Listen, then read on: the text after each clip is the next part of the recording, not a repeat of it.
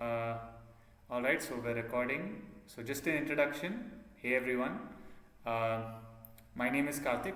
I'm an internationally certified dog trainer and canine behaviorist.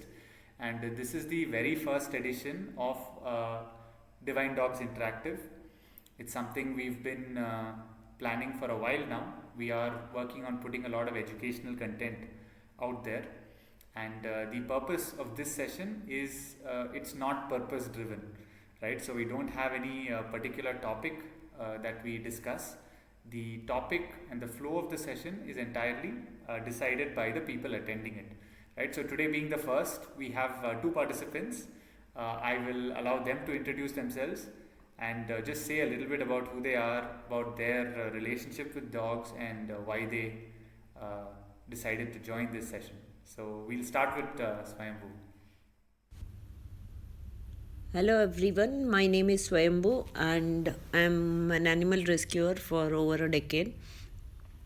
Uh, I have joined this um, interactive section with Karthik because I had joined earlier also one of the previous sessions last year, and it was very insightful.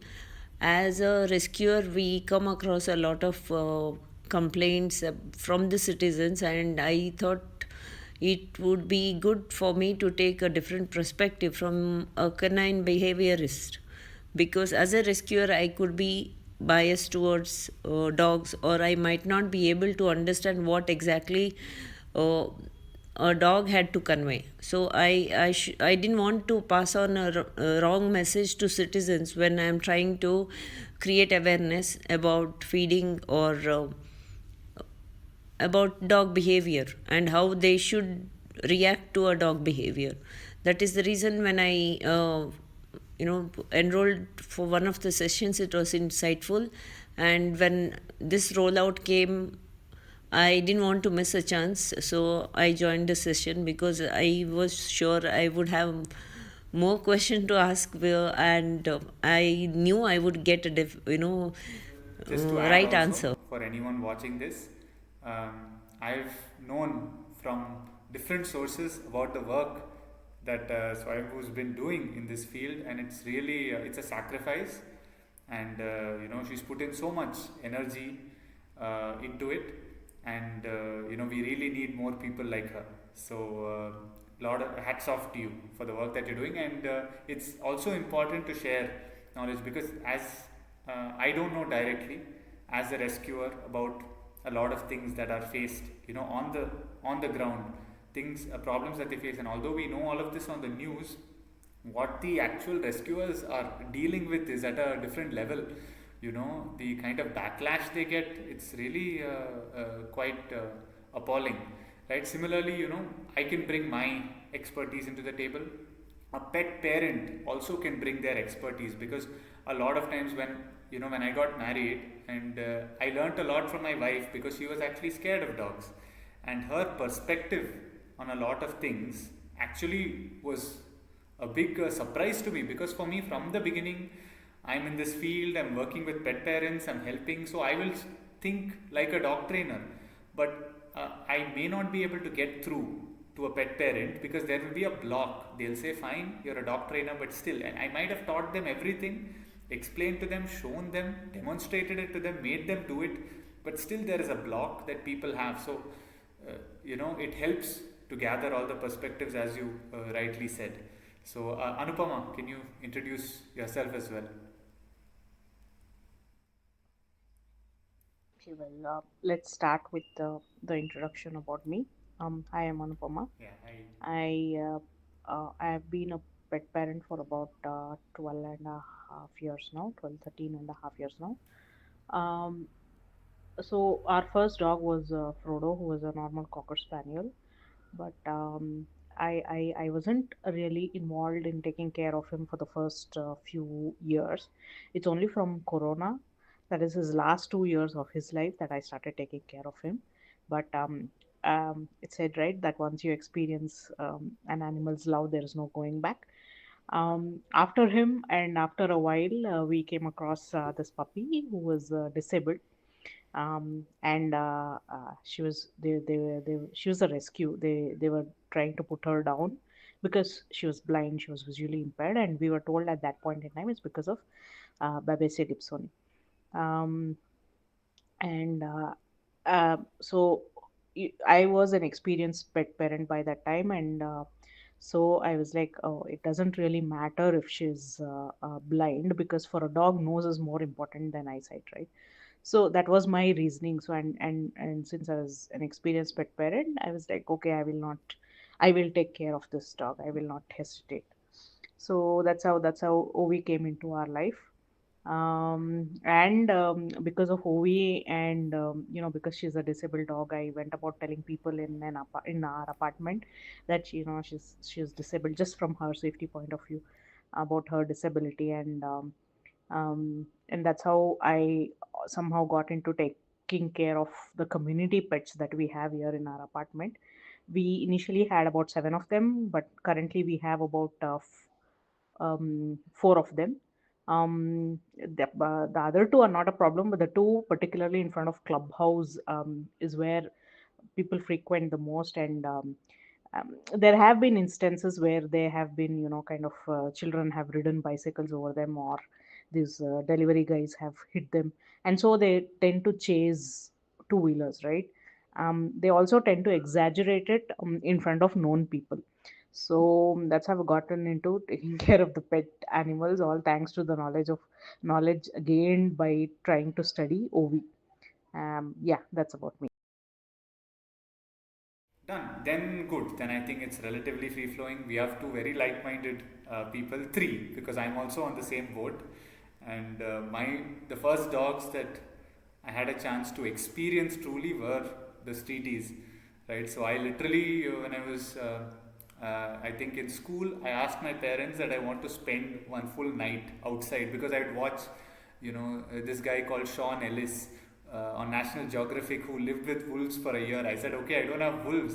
I always loved animals, so I thought I'll just sleep with the street dogs. And I come from a very conservative Brahmin kind of a family, so I got heavy backlash. But somehow I managed to fight through, and I'm here now, doing maybe not able to sleep with street dogs yet, but let's see.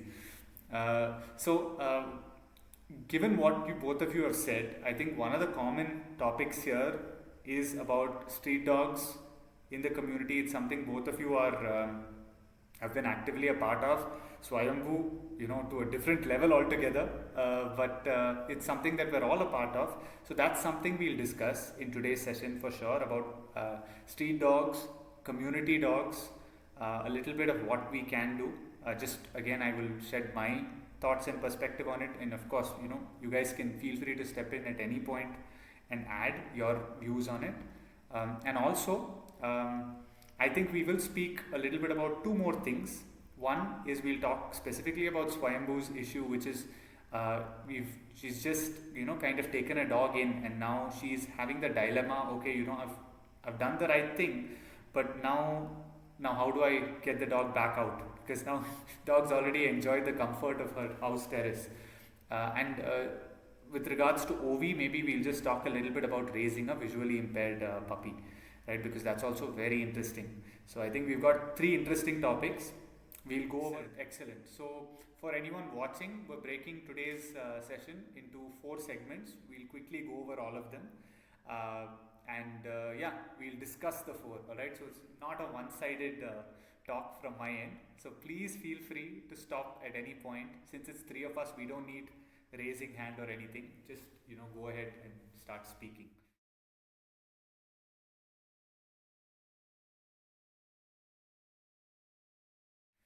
Okay. So first of all, to address the bigger issue at hand today that we face, we have this uh, Supreme Court mandate recently where they are taking all the dogs out of the Delhi street and they're going to be putting them into shelters. We actually don't know what kind of shelters they're going to be at this point. One thing we have to remember is we are really not, in terms of infrastructure and shelters, if you look at some places abroad, it's very well established.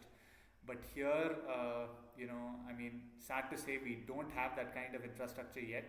Of course, I think it's a cue for a lot of people who are investors and people who are supportive of the cause to start taking the necessary steps in that direction. But that being said, again, my view on this, and again, you guys can, of course, have your own perspective, is um, it's not a one for all solution. Right now, it's a very blanket solution that we are trying to go for. Right? On one side, we're being told that all the dogs have to be relocated, and on other side, they're saying no, you cannot relocate the dogs. It's their home. In my experience, because we've done a couple of community sessions, we've gone to a lot of communities, apartments, where this is a common issue. I don't see the solution happening unless a middle ground is kind of reached. And that middle ground is essentially that you have to start seeing the dogs a little more specifically, right? So whether it's getting someone on board to help out with that, each dog has a personality. So if you look at it, if there is a dog that's creating a so-called menace in a community, it's very specific. So you need to address that. Instead of that, what they do is all the dogs are creating the problem. And many times, if you pull out that dog of the mix, from the mix, everything gets solved, right? And probably that dog, there is a very famous saying. We say that every dog has its perfect home, right? But you need to be willing to find that. You need to be willing to put the effort to find that, right? So even if that dog has a tendency to chase vehicles, a tendency to guard, for all you know, that dog might be fit in really well in an estate, maybe, where they require protection, some kind of guarding. So it's just about evaluation, and this is something I think people don't know about. Behavioral evaluation, temperament testing is something that all rescuers need to get familiar with. People who are in rescue, fostering dogs and shelters need to learn how to do behavioral evaluation and temperament testing. Because by doing this, you'll clearly understand this is the personality profile of the dog. And when you are looking for prospective adopters, rather than just saying, hey, this dog is up for adoption, right now you can match the personality with the personality of the person and their lifestyle, right? And this is really something that comes into handy when we did our courses, or I worked with some of my mentors. This is a standard process which is followed in a lot of shelters abroad, and I think it'll be very useful to bring it in here, for the reason that when we have such a commotion, to reach a middle ground, this can be a bridge. What do you guys think? This is regarding my views on the Supreme Court ruling. I feel it is a decision which has been taken without putting too much of thought, and in a little bit of haste, which is something that we don't expect from the apex court. Um, it is it's a little bit of a testing period for all us canine lovers, because it is not acceptable. Yeah. Actually, just to add to you before we go ahead, another thing that we always say in the dog training world is there is no such thing as bad behavior, right? The whole concept of good and bad comes for us. So actually, what is a bad behavior for us might actually be the best behavior for another person, right? And that's the beauty of it, because when you're training your dog, that is why it is not a one for all training. Sometimes what behavior you're trying to train the dog will be something someone else is trying to untrain. I had a gentleman who didn't want the dog to pee outside. He wanted the dog to only toilet inside, and he will try so hard. The dog just keeps waiting. The dog will hold its bladder for 2 days. And then he says, Hare yaar, how do I train this dog? I said, other people will say it's a blessing to have a dog like yours. So, that's interesting. What are your views on this, Swayambhu? Because Supreme Court's decision is out. The reason I call it a decision because and not a judgment, because I don't find justice in that. That's not the way to handle a community dog. I am not in support of that. A, it is not realistic. Secondly, it is against constitutional rights for animals. neither do they have infrastructure. And anyway, now it's on hold. Um, No, I think it is really important that even to work in the field of animal rescue, that basic knowledge, there are certain things, about canine behavior or just animal behavior in general that need to be known. You are putting in the effort to learn something about the dog's behavior, why they do certain things. Sometimes I think some people, we know that in rescue, not everyone gets in with the same intentions. It's not as pure all the time, you know. So we need to always make sure that even rescuers have that kind of training in terms of being able to just at least know. But as you said, you can't really trust who the person is who is making the evaluation. If you had to just say, I mean, as a rescuer from your perspective, really now, one thing is there are two sides to it. You have people who are for the dogs and you have people who are against the dogs, either for the we're not going to consider the people who are doing it, just because they are negative people, because we know there are people out there like that, but we know there are people who are there who are genuinely afraid, right, who have had very traumatic experiences with dogs at some point of time in their life. Now, if you had to reach a mid ground, or if you had to reach a place, what do you think is the way forward from your perspective? Because I think you will be the right person to say this.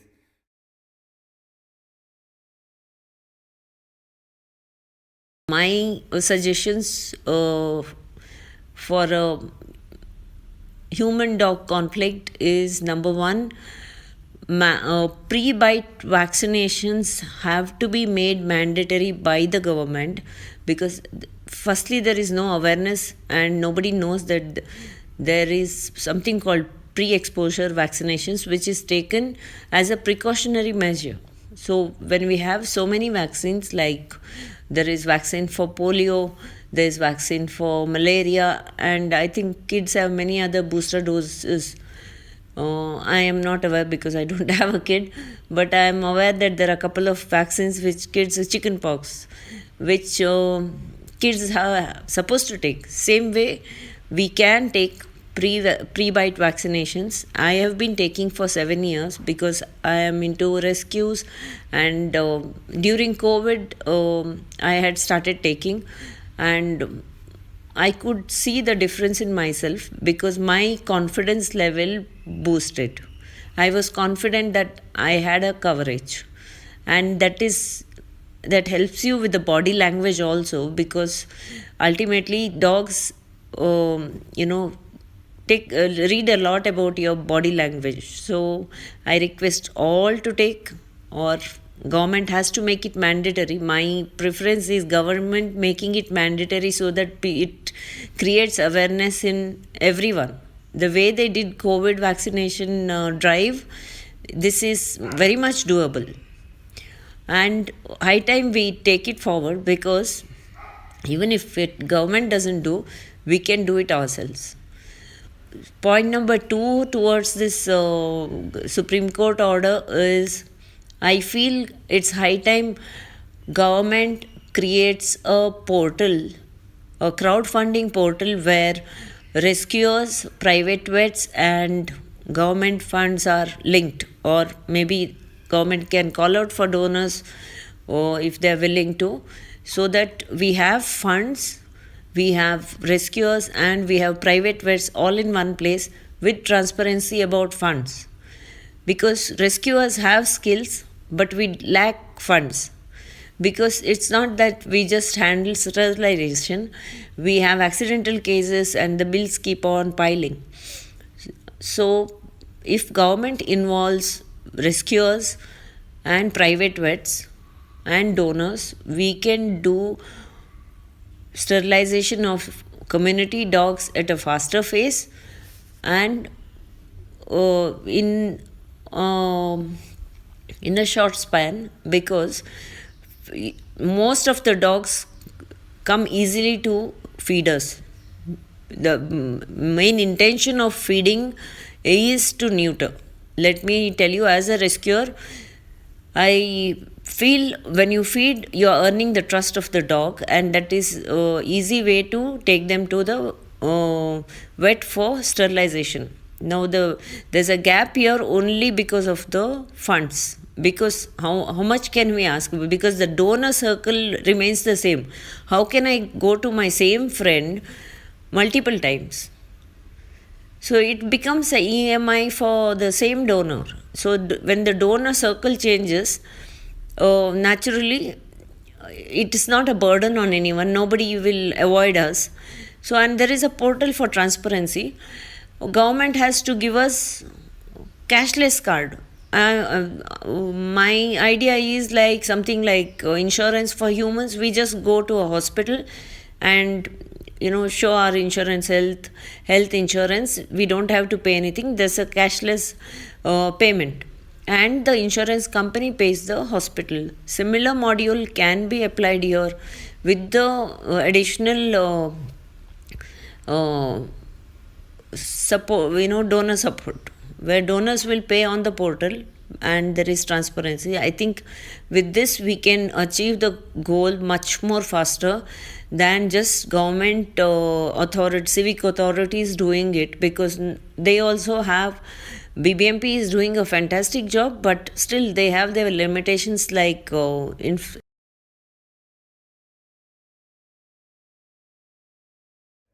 Excellent.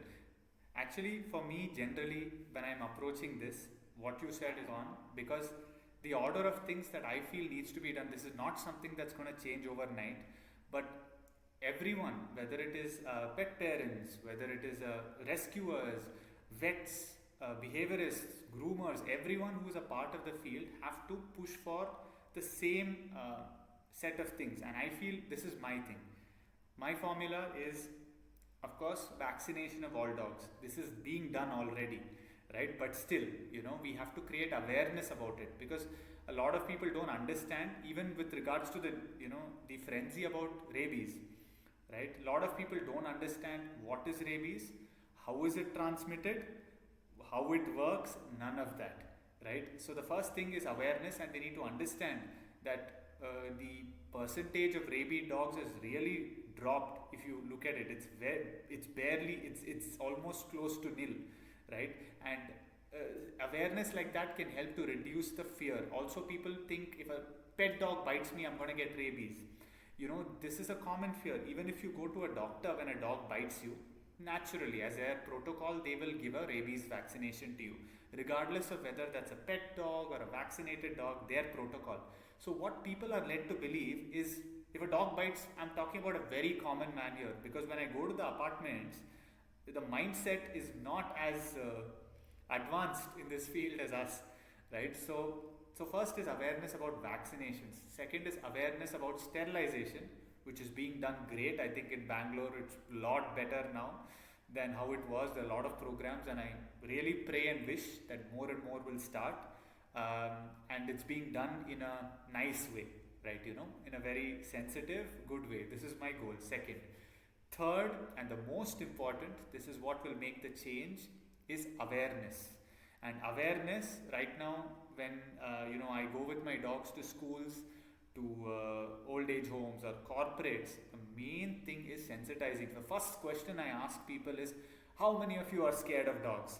And if I get a lot of hands, I'm happy, because in that session I can break a lot of myths, right? So just as Swayambhu very correctly said, the thing is, people who are scared of dogs, they find it so hard to behave, create a body language like that, because their instinct just kicks in and they run. But through training and through these projects and sessions, you see during that program, someone who was scared of dogs, we have trained therapy dogs, so slowly they start coming close. That's one step. Then slowly we tell them what to do if the dog comes running towards you. The dog is not necessarily coming to bite you, how they should behave, no eye contact, stand like a tree. Simple suggestions we tell them, and even play video clips and show them. So, sensitization programs, awareness programs like this being done at uh, low costs, maybe even at free, on a large scale, is a very important part, right? And I think even my wife was telling me earlier that you should just do these things free of cost to rescuers. I'm like, they should come and join my session now. If they come, I'm ready, and they can actually spread it to more people, right? As a kind of a sharing of a particular knowledge, because this is something we already are doing, but it needs to reach a lot of people. If I think Ovi agrees to that. So, awareness sensitization program, and the fourth part of this is infrastructure, because whatever said and done, there are people who are going to fight tooth and nail to say the dog has to be relocated. But now, where? If I can ensure that this dog goes into a space where his life is going to turn out to be brighter, then fine. If he can go into a shelter where he's going to be attended to by vets, clean spaces, behaviorists who will actually help him find a new home, then that's really a dream world. Interesting story. I think this was in Thailand and certain other places. They are opening up shelters with the sole purpose of closing within 2 years. This is a beautiful initiative. Not I open a shelter, full lifetime, I need funding, I'll keep taking dogs. They start with the agenda, I'm going to start the shelter and in 2 years I'm going to close. Which means they have to get all the dogs adopted.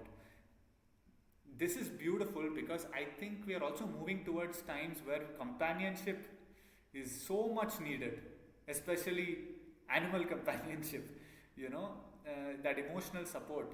And at this time, if we can capitalize on this, where rescuers and shelter owners can understand temperament testing, that's why I was telling, if they can get the dogs in, evaluate the dogs, and do it in a more, of course, funding is needed for this, and do it in a way where they can advertise and say, listen, we have these dogs of these temperaments out. Even put it out like a show. I know for a fact that the future of India will not go to the breeders anymore, right? Because they'll say, look at that, that's a beautiful puppy, already trained with basic obedience, already understands, or I know the profile of the puppy. Oh, this dog loves to run. I'm a runner, I'm a marathon runner. I'm going to take that dog, I can train with the dog, or I'm someone who just likes to relax. This dog doesn't like to go out too much. I want a dog like that because I'm an introvert, So this is going to be beautiful, and I think this is the future where we start looking at dogs, or at least the people in the field are open to such a thing.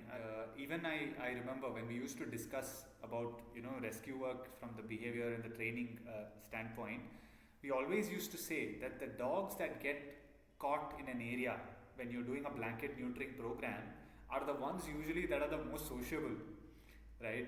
The most fearful, the dogs that are the most uncomfortable with humans, kind of, they are still out there, they don't get caught, and they are the ones repeatedly breeding, right? So nature is gonna like accelerate its breeding program to kind of fill in for the lack, right? In some sense, if you look at the big picture, and that's one more thing. But again, I guess that's a topic for another thing. I will quickly move to the next topic so that we talk a little bit about everything. But is there anything you want to share, Anupama, before we go ahead? Okay. It's a really big topic, and I'm really hoping that in the future we'll do a workshop solely for this after all the dust and smoke has settled, in terms of what needs to be done. Because right now, of course, even Swayambhu, I can imagine, a lot of stress and lot is going on right now. So I guess that was good enough for now. Now, the second thing that we are going to just discuss is about very specific to what you are facing in terms of the dogs. When you many times rescuers open their doors to dogs on the street, right? Just so they can give the immediate attention and care, give some food, give a shelter, and later on they say, okay, once the dog is totally healed, I'm going to let them back out. But somehow that is very difficult. Sometimes it doesn't even happen. It ends up becoming a member of the family. But sometimes situations force you, for example, if you're not staying in, if it's a rented property and you have an issue, the tenants are having a problem, then you may need to make those changes. So this is my behaviorist angle to this. Ideally, whenever you get a dog or anything, you need to always start with less. One of the things that happens, we say in the rescue world, good intention is not a substitute for common sense, they say. Because what happens is we have a lot of good intent for the dog, but we need to remember in the long term, when you bring a dog in, right, they're going to start saying, okay, I have this. Oh, I have this. You're creating an impression of what they're going to have. That's what happens in the denning phase, we say, which is the first phase when the dog comes home. Even when a puppy comes home, they go through something called a denning phase. They realize what is familiar, who are my family, this is my safety, this is my protection. They start learn to feel safe, right? Same thing happens when a dog gets rescued and comes into a safe environment. They go through a denning phase for 2 months where they say, oh, theek hai, this is my house, I feel safe here, I can trust the humans here, I can't trust this there. So when you create a kind of a den for the dog, which is quite luxurious, it's going to be difficult for them to go back, right? So as mean as it sounds, we always say start with less, right? So what happens then is, if you start with less, it's going to be easier on the dog when you're kind of bringing them back. And it's not that the dog needs more. When they come with minimal expectations, right? When you rescue a puppy, we always say don't rescue a puppy on Friday or Saturday. You rescue them on Monday, or not rescue, I'd say adopt a rescued puppy. The reason is, when you get a puppy home on Friday, Saturday, you will spend Saturday, Sunday fully with the puppy, and then Monday you're gone for work. So what the puppy thinks, this is also related to separation anxiety, you've set a blueprint to the puppy saying, human is there, human is there, human is there, I can rely on this. It becomes a safety for the dog, safety bubble, and we break the bubble on Monday. So the dog starts to develop all these, exhibit all these displacement behaviors, tearing sofa, peeing on the floor excessively, and then that becomes your separation related problem, right? So always we say set a benchmark which you can go ahead with. So that is the first thing. But if you have already gotten a dog into uh, kind of a luxury, in this case I would say even the terrace is a luxury, right? So what we need to do is we need to, there is no easy way to go about it. Sometimes when people say slowly bring it down, the thing about giving a luxury is, if you say, okay, now I gave you terrace, 2 days I'll give you this, slowly I'll feed you here, no, it doesn't work. You have to make the jump, which means, chalo, I cut off access to the terrace, however, whatever works, figure out a way to cut off access and start feeding and trying to give safety in the existing environment. How can the dog feel safe? A shelter over the head in any format, even some simple shelter over the head, street dogs will see it as safety, and a place where they can retreat into. So in houses where there's a front porch, just give access to the front porch. Don't give access to a terrace. The further in you go into your house, the harder it's going to be. Like we say that the safest place of the house is the part of the house which is furthest away from the door, right? And it's so interesting, if you look at dog behavior, some dogs will pee in the house even though they're toilet trained.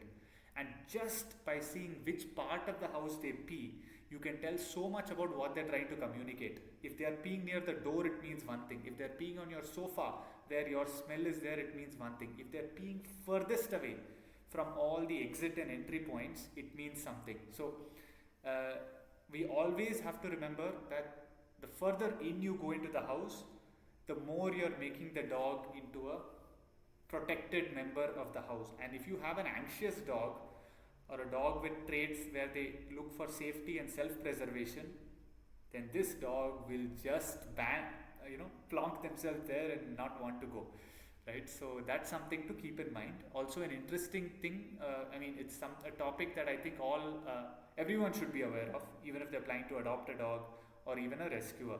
So that's something that I thought I should share. And in your specific case, I think the quickest way, as we discussed, is to start feeding directly at a new point. And I have 14 dogs. All are indies, and none of them were like, I go to a shelter and this.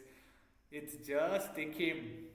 So when we had the third dog, we never thought we'll take fourth. We're like, arey yaar, ho gaya, enough. And then when it was fourth, it was never ending. But I'm not blaming anyone.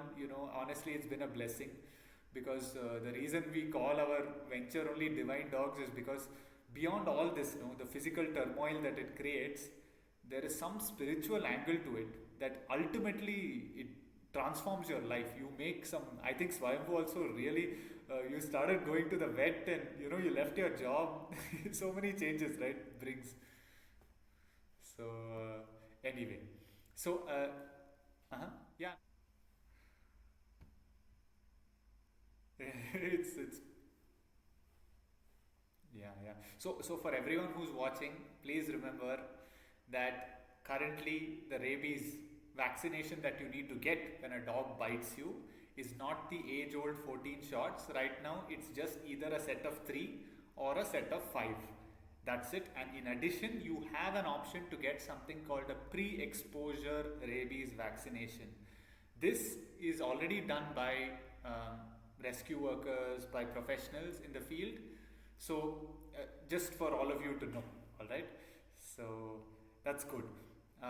Now, to cover the next, because I think we are a little short on time, but I want to just talk a little bit. Anupama, can you just tell us a little bit about how it was to raise a visually impaired puppy?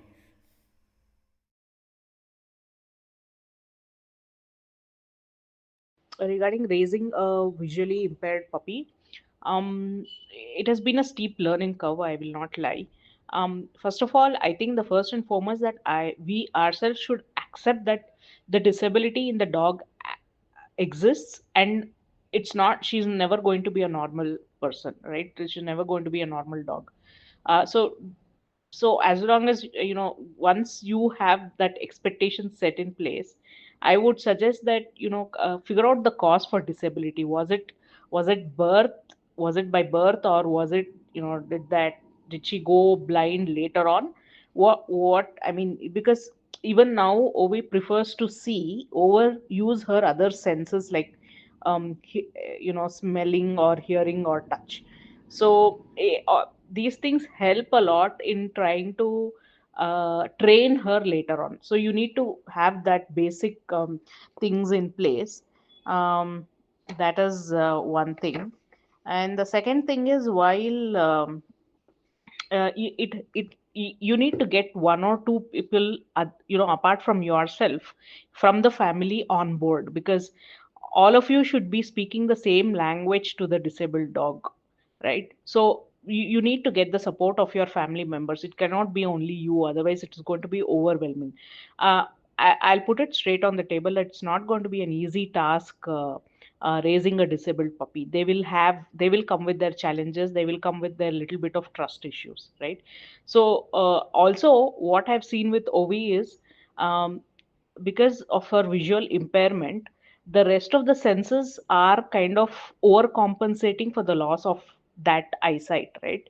So there is a overload on them by the end of the day, and because of that overload kind of comes out as aggressive behavior.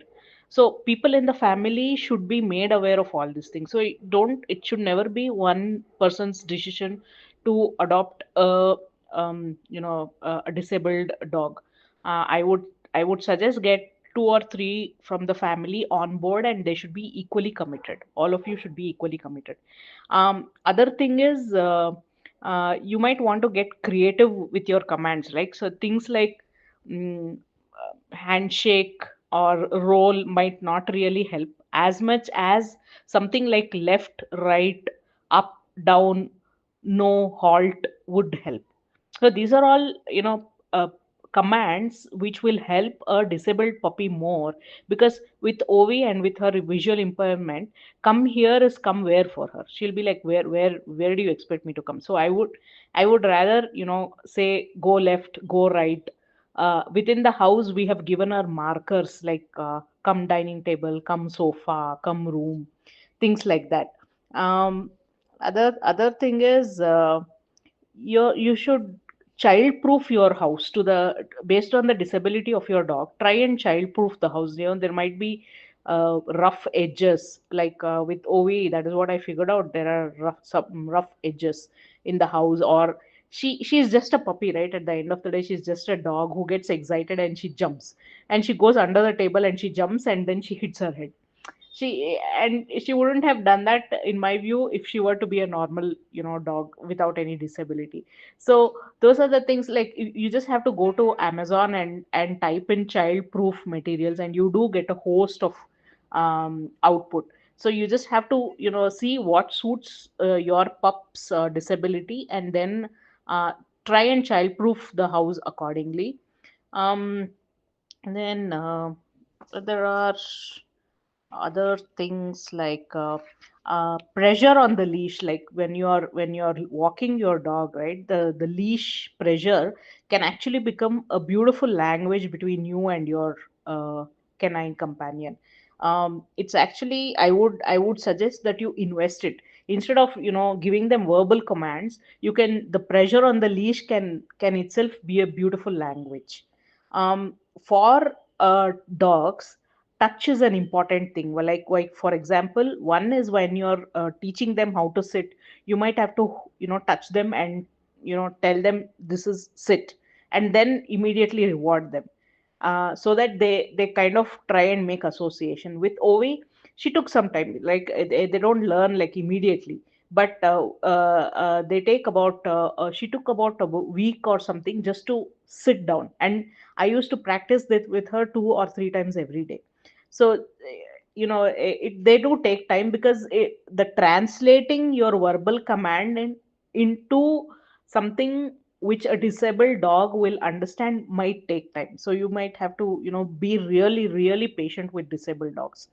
I would, and also, kind of by the end of the day, uh, uh, you need to massage certain areas where the pet keeps bumping itself, right? So this is one thing that I figured out with Ovi. Because of excitement, like I told you earlier, she goes below a table and she jumps and she hits her head.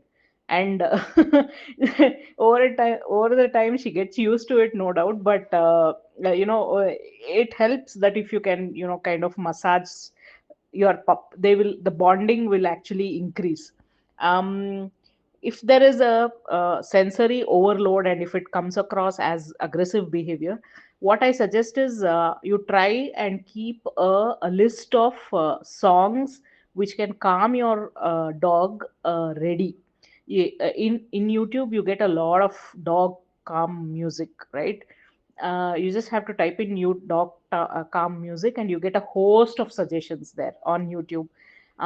Try and keep lavender mist ready, okay, handy, because it tends to calm them down immediately. um, I did not mean perfume. I don't mean lavender perfume. I meant lavender mist, because it is really very mild. And uh, you might want to kind of, on going forward, at the end of the day they're just like normal puppies, so you might want to kind of, involve them in athletic games, because it kind of calms them down, because their excess energy will be expended. I mean, this is true for other normal dogs as well, but maybe it will be helpful depending on the disability of your dog. And finally, what I suggest is, if you are experienced pet parent, you should come forward to adopt disabled dogs. So please don't hesitate. Yes, it is a little bit of a work. Yes, there is a steep learning curve. Yes, you require like loads and loads of patience, but even they deserve our love. So as an experienced pet parent, so one of the questions I had is, we got OV spayed recently, like about 4 weeks ago, 3 to 4 weeks ago. And after the spaying, I have noticed that she is getting anxious over sounds which never used to bother her earlier, like pressure cooker or the mixie going off. So even if she is like deep sleep, she just wakes up and she reacts to sounds like, the pressure cooker going off and things like that. So I just wanted to know how to help her around this.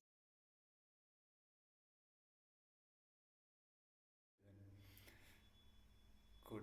Nice. No, this is awesome. And as you said, when you are, there's actually the reason we feel it is different is whenever you get a puppy, whether it will be a young puppy, you have an older dog, you have a responsibility of establishing communication with them, which is hearing them out, learning what space they're coming from, and being able to communicate back to them. Since the format is very different for a puppy that's visually impaired or impaired on any of the other senses, we think it's a challenge, but it's actually could be a quite an interesting journey, to be honest. And I'm so glad to hear all these things, because when I first spoke to you, it was very early on. I remember just telling you some of the basic of the basic, that she has, you have to rely on the other senses and how you do it. And it's so good to see, the relationship you have with Ovi today.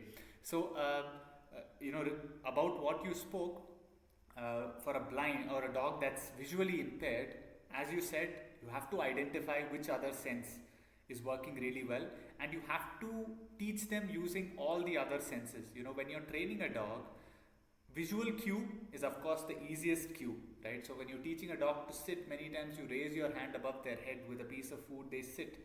But how do you communicate that to a visually impaired puppy? You have to use the smell, you have to use this. And with a dog like this, you have to be very clear about how you use your other cues, right? So for example, if you're using a verbal cue, like you want bedroom to have a meaning, you'll have to be very clear of the timing, which means when I say bedroom, soon after I say bedroom, I have to lead the puppy to the bedroom using their nose and reward them there. And I need to have external markers, because now the puppy is going to go with sensations. So how does the puppy know the bedroom is different from the living room? They need to have these external cues. So it's actually a very interesting training. So I'm so glad you've made the progress. And if possible, please do share some videos of Ovi with us, because we will attach it to this as well. I think it'll be good for someone to see how visually impaired puppy is doing. But again, no pressure on you. But coming to your question regarding the change in behavior after her neutering, generally, whenever when a dog goes through any sterilization, neutering, spaying, post the procedure, there is a flux of hormones, right? So we say there is a reset phase the dog goes through. Many times in early neutering, especially early neutering of female dogs, we see that the tendency for nervous, anxious behaviors is higher, right? And if you sometimes neuter a male dog too early, they lose their inhibitory skills, right? Don't have an off button, basically. We see these things. There is some anecdotal research out there, but nothing that is pakka. But what I would say out of experience is, whenever a dog has gone through some kind of a physiological change, there will be behavioral implications to it, like the street dog in your community that had a tumor. But you need to be very careful. The denning phase that I referred to earlier, when a dog is being rehabilitated after surgery, after any change, you need to give them that denning phase time. During that time, the dog will show you behaviors that are different from normal. So dog is neutered for about 2 months. After the dog is neutered, you are literally reliving their denning phase, right? So what does the dog need during a denning phase? Safety, security, self-preservation. They need to feel safe. Their nervous system needs to feel safe. You will do everything at that time to make sure the nervous system feels safe. So you don't have to worry so much about her flinching each time she hears the cooker. If she feels safe after that, that's good enough. So you can just put extra effort into making the dog feel safe. Next week, as a matter of fact, you're joining the separation anxiety workshop. I'll tell you a very specific technique that you can employ to make a dog feel safe, which relies on their senses, which relies on classical conditioning, which is the dog is unconsciously going to relax, right? And it's very powerful at such a time, right? Important for the dog to feel safe. Don't push the dog into uncomfortable zone during this time, because after the denning phase, the dog goes into their pro-social phase. Only after they feel safe, they say, "Theek hai, I have a house." And dogs will go back to their denning phase at multiple times in their life, especially if they're having some kind of surgery or maybe trauma. So you have to be patient and let go with them through these phases. If they feel safe, then they go to the pro-social phase naturally, where they're going to be open to interactions, open to hearing sounds and making a comprehension. Right now, all you need to focus on is safety. So at this time, if there is a hesitation for her to walk, don't make her walk. Today she doesn't want to go out for a walk, don't push her. So go with the dog, totally trust them. And the fear people have is, oh no, now she's become like this, then if I don't get her out, she'll never go out in the future. That's a myth. During that phase, you have to allow the dog to be. And how do you know the phase is changing? The dog will show you automatically. And the mistake people make during this time of, where the dog is recuperating, is they force the dog. Because of their own fear, they say, oh God, you were not afraid of this earlier, deal with it, it's okay, see, nothing is there to fear, nothing is, you try a desensitization program. No. When you rescue a dog or you bring a dog or a doll after surgery, we say, if you start a behavior program, don't start it for some time. First, just let the dog feel safe, right? So especially fear rehabilitation or anything of that, here what you're seeing is an heightened startled response. That means her tendency to respond to the sound of the cooker it's heightened. So the sounds may be a little more exaggerated for her. There's something in the nervous system that's keeping her more on a fight flight mode, survival mode. If you make her feel safe, she'll go into from she'll go, her nervous system should not be geared for survival. From survival, it will be going to safety mode. Once it's in safe mode, then it will operate beautifully, right? So we have to get our dogs to safe mode. This is also something that everyone needs to remember.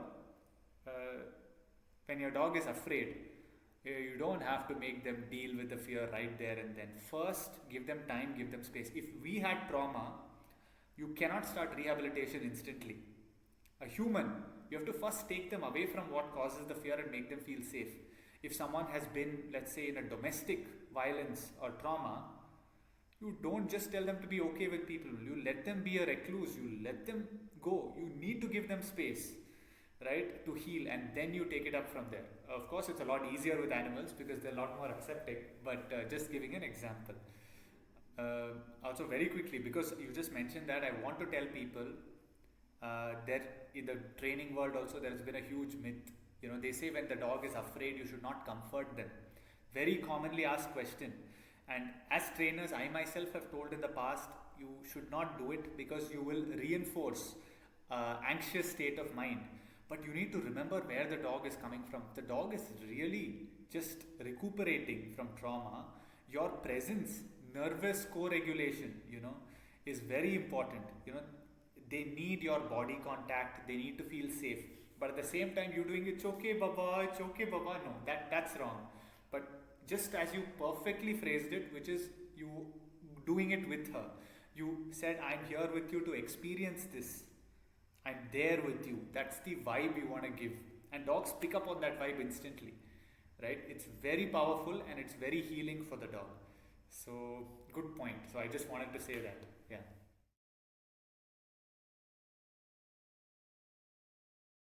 Okay, cool. So, final thing that we're going to discuss is about what you mentioned about. I think what was the last question that you had regarding the community dogs, Anupama? Regarding the behavior of the community pets. So there were three at the clubhouse earlier, like Yes. and until about 1.5 month Yeah. ago, we had three at the Yeah. Yeah. clubhouse. Apart from two more, the three at the Mm. clubhouse were the ones which Yeah. were Yeah. particularly gaining all sorts of Got negative it. attention, because clubhouse is where people gather, and one of them Yeah. passed away in June. Yeah. So I used to take them for dinner, and I noticed that the other two, which are left now, even though they have two Mm. bowls of dinner, two separate bowls of food kept there, Nice. they are eating only from one bowl, right? They are actually taking turns and waiting and Right. eating only from one bowl. So I just wanted to know how to Yeah. understand this behavior, and I'm noticing this only after the first one passed away. The other Mm. two Cool. So, are the final one which thing passed that we're away gonna was something discuss. like the Uh, is about The what you one mentioned who used about, to instigate, or I think, she was like what was the she was a last little bit of question that you a had regarding the gang community leader. dogs, She was, Upama? the other two used to follow her, and she and after her passing away, I don't know how to interpret this behavior. So Yeah, that is one more yeah, yeah. direction I was seeking with you. Okay, so a little bit about pack dynamics, which usually we don't tell people, and people don't need to know in general. But when you see a pack of dogs, the reason they form a social group like a pack is each of them have very particular roles. Now, the problem is these words like alpha and this get tossed around quite a lot. More than that, I would say each of them have very specific roles. We even study these roles in great detail, and sometimes there are different things. There are decision making traits in dogs, there are protective traits in dogs, there are pro social traits in dogs. They're all characteristics present in each one of our dogs. If a certain characteristic is heightened, you have that character, right? Let's say now the dog that passed may have had a lot of decision making traits, which is why that dog's direction is what the other dogs followed, right? Usually they exhibit characteristics like good communication and all of that. And then sometimes you have protective traits. Sometimes the protect dogs that show protective traits are mistaken for decision makers because they come across as very confident, outgoing. They're the ones that come ahead and sometimes even guard and bite, right? But they are not the decision maker in a lot of packs, right? So we I'm just saying this for you to understand the depth of this, but we don't have to go into that much depth. Basically what happens is when the pack dynamic is disturbed, it takes a lot of time for the pack to re-establish a dynamic. During that time there are a lot of things that they will do. Now when a dog is communicating or re-establishing, there are certain behaviors they will exhibit. It is normal for a dog that's kind of at a lower is not a right thing, but probably not a decision making rank, to kind of want to eat from the same bowl where the scent is there of the more confident dog, right? It almost makes them feel safe, right? Similarly, you will find urination. They will be very specific where they urinate. You know, the urination. You'll see some dogs will pee there, the other dog come and pee in the same spot. So there are many interpretations and many things. So it's not like it's a one meaning for all. If I told you, oh, if the dog is doing that, it means they're trying to overlay that dog's mark. It could be. It could also be that they only feel safe to do it there because that dog is marked over there, right? So to disguise their smell in the smell of the more confident dog, or so to say. So there are many reasons, but we don't have to get into this. The second bowl will remain untouched till the point where the new established dynamic gets established.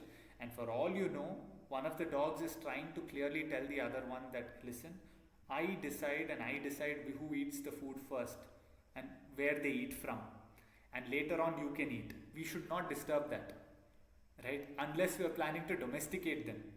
So they have a beautiful structure that they'll establish themselves, but by us interrupting and trying to make them feed, it can kind of get delayed, right? So just some food for thought about that, nothing to be done. And yes, when one member, maybe the first member was the one triggering the chasing of the vehicles, or maybe you never know, it could have actually been someone else. Many times the dog who is instigating it is not the one on the front line, although the human eye will say it is that. So it requires a lot of, it's a lot of fun to me because it's like a topic of my thing, but to the normal person they'll be like, kya bol raha hai yaar, what is he saying? And one more thing is like whenever you're looking at this, right, you have to remember nothing is an accident or a coincidence with the dogs. Some things it's easy to think that it was just coincidence. So the dogs are simply doing, nothing is simply being done. The way they communicate is so precise. Even the smallest of things, like a dog choosing not to come, or pretending not to hear you, or a dog coming intentionally, or as you said, sending some of the other dogs. It's really good. I'll tell you an example in wolves, because this is shown in wolves. They're very intelligent. If you see how wolves hunt, they're very, very smart. When the wolf is growing up, the decision making female, usually the mother, will, what she'll do is, when the puppies are growing up, she will go out, she'll meet other wolves, of different characters, and she will impersonate them and come show the puppy and show how they, before the puppies come out, before she's ready to show them to the world, she'll show how those, that mother is, the other dog is behaving. And if that dog is little moody type, the puppy goes to them, she will snap at the puppy, and the puppy will realize, oh, if the dog is behaving like this, I need to be a little careful. So, and the mother will also go to the point as they grow older. You know, this reindeer, these horns are there, no? Antlers. So she'll pick up the antlers and start swinging it at the puppy in full force to train the puppies for or a hunt with, let's say, a reindeer or whatever, because they will attack like that.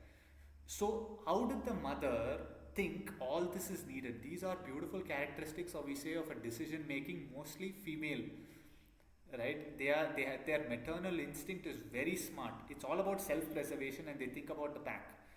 They'll say, for the pack to go ahead, this is needed, we need to make sure this happens, like a very good probably a CEO, right? So it's instinct. They were not trained, they go with their instinct, and it's beautiful how each of them fit into their roles and do it so beautifully, you know. So this is really good. But yeah, I think this is something that packs do. Even when one member goes, they need to fill in, right? So they will start adopting other characters and other roles, and they will many times be open to taking more dogs into their pack, which otherwise they wouldn't have been, because they're like, you know, this guy's a good candidate, come, you know. They'll start recruiting, doing their HR, trainable and manageable. So they have their own politics going on now, I guess. But I mean, the thing here is, you know, whenever we do these sessions, I learned something new for sure. And that's really the goal, because if everyone is sharing their learning like this on a regular basis, then it's only going to compound, right? My whole goal with starting this is to compound the knowledge, to learn from each other, and to create that kind of a community and network. I'm not a tech genius. I don't have advertising skills. You know, I have a good team. I have nice staff that help me get my message across. So they're doing their best. But you know, from everyone's capability, if you can share this and if you can be a part of it, this is the first Divine Dogs Interactive. So I'm really thankful to the two of you. Yeah, so I'm just like hoping, and as I said, doesn't matter if it's 100 people, doesn't matter if it's no one, and I'm talking to myself on the screen. I will still keep doing this every weekend, and we will put it up on YouTube, provided the people attending don't have a problem with it. And I think it's good that these sessions do come out publicly. And yeah, let's see how it goes. And to Swayambhu, really hats off. I really pray that, you know, all whatever you have wished will manifest, and things look very bright. Yeah, and I'm sure it will. And to Anupama, I think, you know, you have a lot of knowledge to give as well, because even as a trainer who studied technically and probably worked with a bunch of dogs here and there, it's a whole different story for someone who's directly, you know, raised a dog that's visually impaired. Uh, Totally, I think we need it more than anything else. We need them more than they need us. I think people should just start to see that they have so much more to give than we can ever give to them. So thank you so much, guys. I think it's very meaningful, and I even when we had two participants coming in this first week, I just told Arjun was saying that, you know, maybe we should refund and this, but, you know, just very clear that this is it's fun for me. We're talking dogs, and we're gathering knowledge. We're putting it out there. Nothing more I'd want to do. And also, because we've spoken so much about this, to all the rescuers watching this, to the people, really hats off to you. You know, more power to all of you. And me, and I'm sure a lot of other behaviorists are out there as well. We're open to helping you guys out through forums like this to create awareness, education. I mean, I can speak for myself, I am. And you know, if there are things you want to do to get the information out there, if you've got things planned and you want me to do these online workshops, something that I want to do because it's for the greater benefit, and yeah, totally pro bono. So please feel free to reach out, and please do join more of these interactives because I think it'll be a good